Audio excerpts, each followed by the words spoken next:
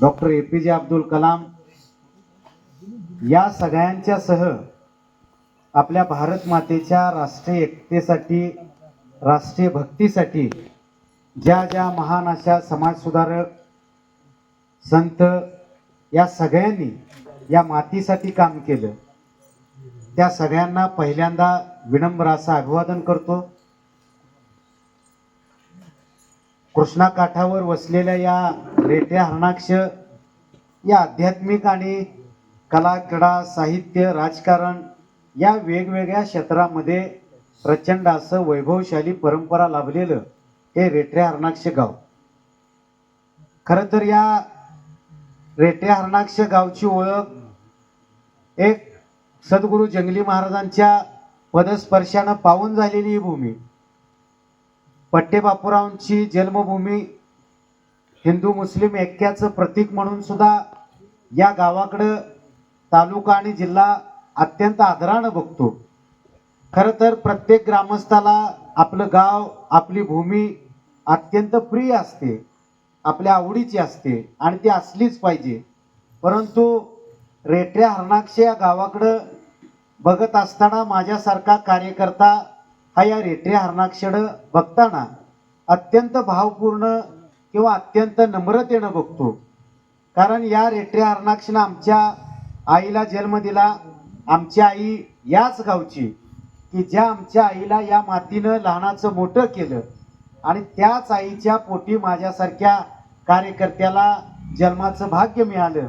म्हणून मी माझ्या आईच्या अगोदर या रेट्या हरणाच्या भूमीला खऱ्या अर्थानं आतापर्यंत वंदन करत आलेलो आहे आणि इथून पुढे सुद्धा त्याच भावनेनं या रेट्या हरणाच्या मातीकडे बघण्याचा अत्यंत भावपूर्ण आणि विनम्र असा भाव माझ्या जोपर्यंत जीवात जीव आहे तोपर्यंत सातत्यानं राहणार आहे। आज खरं तर आपल्या या रेट्या हरणाच्या कृष्णा काठावर आपण अत्यंत आगळ्या आणि वेगळ्या कार्यक्रमाच्या निमित्तानं बंधूंनो एकत्र आलेलो आहे।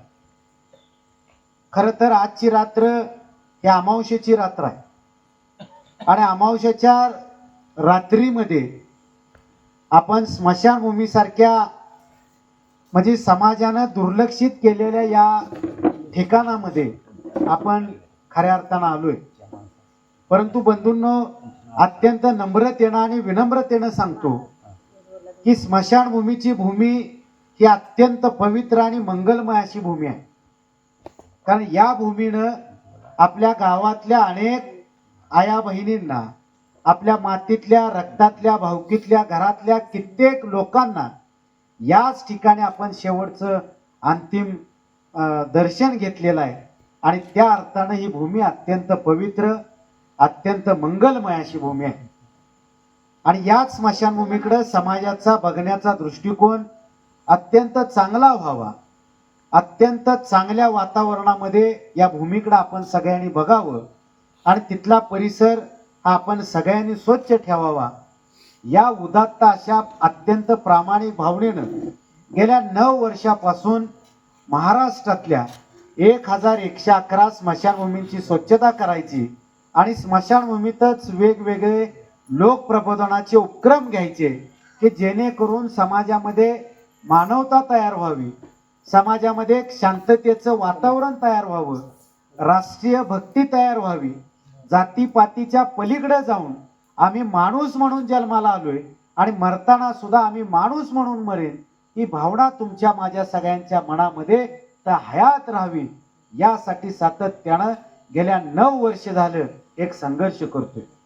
आणि त्याच संघर्षाचं प्रतीक म्हणून या 9 वर्षामध्ये सांगली, सातारा, कोल्हापूर, सोलापूर, नागपूर, वर्धा या 6 जिल्ह्यामध्ये 23 तालुक्यामध्ये